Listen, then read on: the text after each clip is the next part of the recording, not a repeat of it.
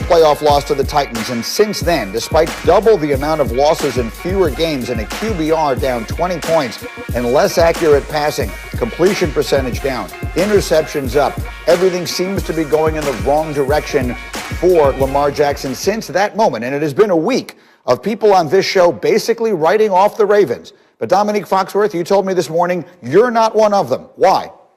I mean, I think it's a long shot that they'll win the Super Bowl this year, but I think that their system is good. There's nothing wrong with the system, and there's nothing wrong with the quarterback. Like, their system has answers to all the things that defenses present. But last year, they were healthy, remarkably healthy, and things went their direction. This year, the opposite is happening. Like, you look at this offensive line, this is their offensive line and tight end situation. This offense is predicated on good offensive line play and 2 and 3 tight end sets, creating run-pass conflicts for the linebackers. They don't have any anymore. Like, it is a real problem. And the fact that they're 6-4 at this situation is a credit to their coaching staff and a credit to that defense. But I don't think that we should write off this team going forward. They're in a tough situation right now. But to be 6-4 right now, considering all the bad fortune they've had, I think is probably a pretty good accomplishment. In fact, 6-3 actually is the record, but your point remains, and it's a good one. So, Damien Woody, let me come to you. That's one of the few people I've heard take that side of this conversation this week. D. Wood, what do you think? Well, I think, listen, when you talk about the Baltimore Ravens, the difference between last year and this year, obviously you talk about the injuries, but they were able to dictate the terms. Rarely did you see the Baltimore Ravens playing from behind. They were always playing from ahead, and when you're playing from ahead, guess what? You have the whole playbook at your disposal. You know, now we're seeing teams are not able to run the ball as effectively, which affects the passing game, play-action passing game. And we've clearly seen this year when they have to play from behind, they're a totally different ball club. Okay, so they can't run the ball like they were last year, and they don't have the weapons, particularly outside the numbers, that can help Lamar Jackson, especially with the explosive plays in the passing game. So when you add it all up, this is a different Baltimore Ravens team than we saw from last year. Lewis, that really is the question here. Do you believe that for them to take the step forward next season, they need to get a dynamic weapon outside the numbers for Lamar Jackson to continue his development as a passer and to be a little more multidimensional? 100%. 100%, that's the number one thing they're going to have to do on top of getting healthy again, because as Dominique and Woody have pointed out, look, they aren't as strong up front running the football. They don't have the same kind of mentality coming off the line of scrimmage and setting the tone in the running game. But there's no doubt that once it turns into one of those types of games where they can't play true to who they are, which is run the football, get the lead, and then just bludgeon you as the game goes on. Once they can't do that and they have to throw the football, they get exposed because they don't have that weapon on the outside. They have already beaten the bushes as far as trying to get Lamar, a guy who he knows he can go to in gotta-have-it situations, but they haven't been able to fulfill that need thus far. And they're not going to be able to fulfill it this year. And they're not going to be able to get guys healthy enough in time in order to make that run again and really reestablish who they are. Some of these guys aren't going to come back. The loss of Nick Boyle is just devastating. Devastating. The best blocking tight end in the NFL. The guy who led them to everything that they accomplished as far as the running game is concerned as a lead blocker. That's devastating for them. They're going to have to go to work in the offseason in 2021. Eric DeCosta has his work cut out for him, and they're going to have to see what they can do for the rest of this season.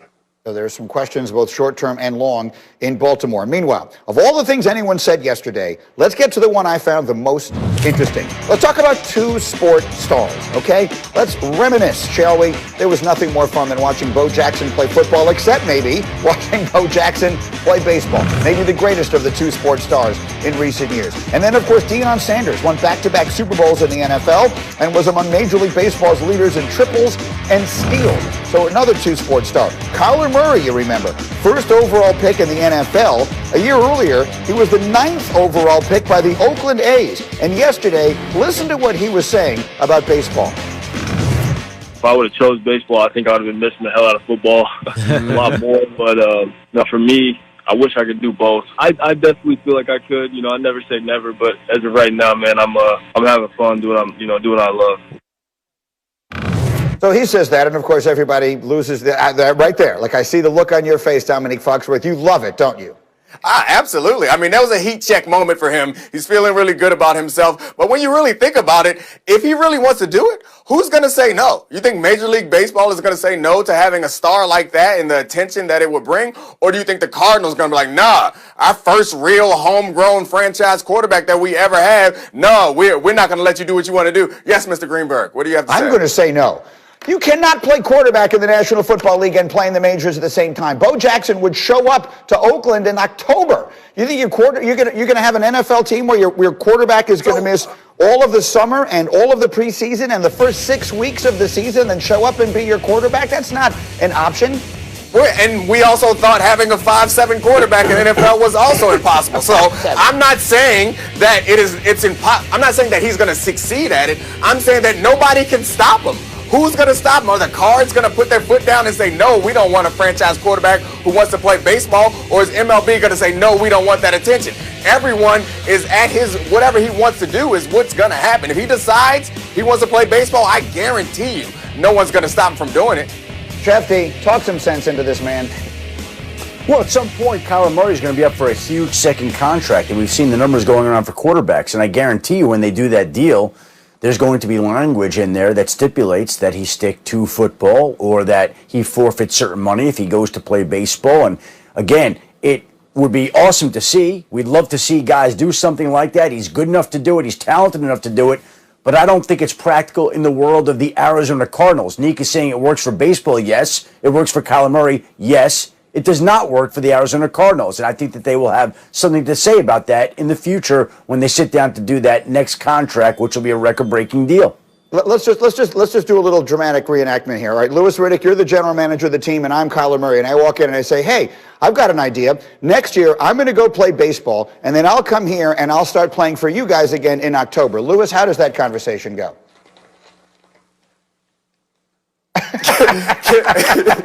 No. No. Can I be Kyler Murray in this situation? Go ahead. All right. Go ahead. No. All right. Cut me then. Now what? No.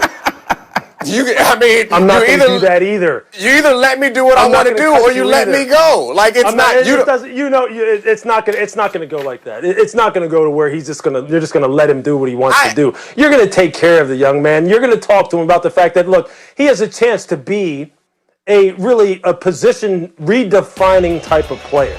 You are probably going to then feel as though he's got you where he wants you in terms of negotiating leverage. But you know what? That's the way it goes, right? That's the way it goes when you have a position redefining type of quarterback. You know that you're going to have to allocate a ridiculous amount of money from the salary cap towards his salary. So you make it very much so a situation where he understands that not only is he going to get paid, but he has a chance to be one of the best of all time and redefine how people look at quarterbacks. Yeah. And I think eventually he'll be like, look, I can't do both of these things, although it would be nice. Right. And then everybody's happy. But at first, I'm taking a drink and I'm going. I don't disagree with any of you. All I'm saying is no one can stop him if that's what he wants to do. If he really decides that he wants to do it, let me also say this.